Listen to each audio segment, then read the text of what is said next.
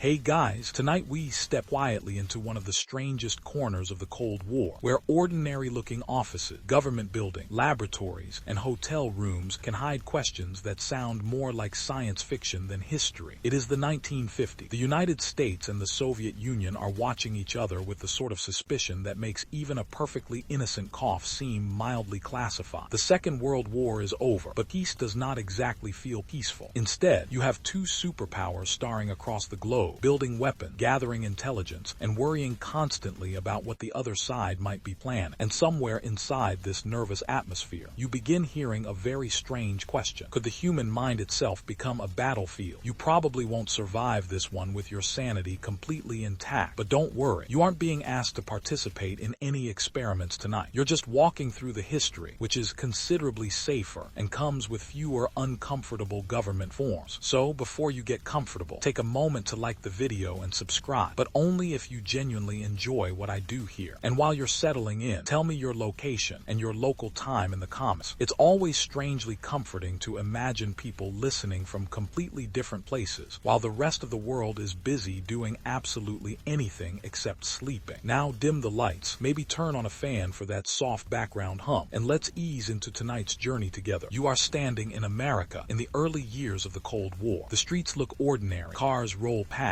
store windows glow after sunset, families sit around televisions, children go to school, workers go home. Somewhere, somebody is probably complaining about the weather, but underneath that ordinary life sits an enormous national anxiety. The Soviet Union has emerged from World War II as a global superpower, and in 1949 it successfully tests an atomic bomb. The United States no longer has a monopoly on nuclear weapons. A few years later, the Korean War adds another layer of tension, while stories about spies, defections, secret agents, and communist infiltration become part of everyday political conversation. You don't need to imagine some dramatic secret laboratory yet. The Cold War is already strange enough without one. American intelligence officials are particularly interested in one uncomfortable possibility. What if an enemy could manipulate a person's behavior? Not simply threaten someone, not simply interrogate them, but actually influence what they remember, what they believe, or what they are willing to say. The idea has a long history. Governments have always wanted information from prisoners and suspects, and during World War II, different countries experimented with interrogation techniques and psychological methods. But the Cold War gives these old questions a new urgency, because now you are not merely asking how to make someone talk. You are asking whether the human mind can be deliberately altered, and that distinction matters. The fear becomes especially intense because intelligence agencies are dealing with an enemy they often understand only imperfectly. Soviet intelligence operations have genuinely penetrated Western institutions, and several high-profile espionage cases make the possibility of hidden influence feel very real. The result is an atmosphere where strange ideas can begin to sound practical. Maybe hypnosis could be useful. Maybe drugs could affect memory. Maybe prolonged stress could change behavior. Maybe sensory deprivation could make someone psychologically vulnerable. Maybe combinations of these things could somehow produce reliable control. And here is where the story begins to drift away from ordinary intelligence work and towards something much more experimental. The CIA, created in 1947, is still a relatively young organization. Its officials are operating in a world where scientific research is advancing quickly, while ethical standards for human experimentation are still developing. Historians still argue about how much genuine scientific confidence existed behind various Cold War mind control efforts, and how much was driven by fear, competition, and worst-case thinking. That uncertainty becomes important later. For now, you are simply watching the ingredients come together. A new intelligence agency, a terrifying international rivalry, rapid developments in psychology and pharmacology, a growing interest in interrogation, and an enormous fear that the Soviet Union might already possess some mysterious technique capable of breaking down or manipulating the human personality. There is even a popular belief that American prisoners of war in Korea may have been subjected to psychological techniques designed to produce confessions or political statements. Some of the claims surrounding these events become exaggerated over time, but the basic fear is genuine. Psychological warfare appears capable of doing things that traditional military weapons cannot. The battlefield, at least in theory, could now exist inside your head. You might be sitting quietly in a room. You might be completely unaware that anyone is interested in you. And yet, someone somewhere could be wondering whether your memory, emotions, and decisions can be pushed in a particular direction. That possibility is enough to make intelligence officials uncomfortable. It also makes some of them curious, and curiosity, when combined with secrecy and unlimited imagination, can become a surprisingly dangerous thing. You can almost picture the atmosphere inside a government office late at night. The fluorescent lights buzz overhead. A desk lamp throws a small circle of yellow light across paperwork. A telephone waits silent. Outside, Washington continues moving. Inside, someone is thinking about hypnosis. Someone else is thinking about drugs. Someone else is wondering whether an individual can be made to reveal information without realizing exactly why they are revealing. There is no magical mind control machine sitting in the corner. There is no perfect formula. There is only uncertainty, and uncertainty is exactly what intelligence agencies dislike. So the search begins, not because anyone has already discovered reliable control over the human mind, but because nobody knows whether such control might be possible. That distinction will follow you through everything that comes next. The program that eventually becomes known as MKUltra will not emerge fully formed from a single dramatic meeting. It develops through a complicated network of projects, researchers, contractors, institutions, experiments, and secret funding. Some ideas will produce little of value. Some will be scientifically interesting. Some will be ethically disturbing. And some will become famous long after the people involved assume the records are safely buried. For tonight, though, you are still standing at the beginning. The Cold War is stretching across the globe. The bomb has changed warfare. Espionage has changed the meaning of trust. Psychology is entering a new era. And somewhere behind the quiet doors of American intelligence, a question is becoming impossible to ignore. How much control can one human being have over another? You don't have the answer yet. Neither do they. And that is probably the most unsettling part. The question follows you into the next room. You leave behind the broad anxiety of the early Cold War and enter a more specific concern inside American intelligence. If the human mind can be influenced, then someone, somewhere, might already be trying to do it. The fear is not completely imaginary. During the Second World War, intelligence services on both sides had experimented with interrogation, propaganda, hypnosis, drugs, and psychological pressure. After the war, American officials became increasingly interested in reports that communist governments might be using unusual techniques against prisoners and captured personnel. Some reports were reliable, others were exaggerated, and some were probably based on misunderstanding. But inside an intelligence agency, you don't necessarily get to wait until every question has a comfortable answer. You have to prepare for possibilities. So you watch as American intelligence begins organizing research around a simple but enormous problem. How can a person be made more vulnerable during interrogation?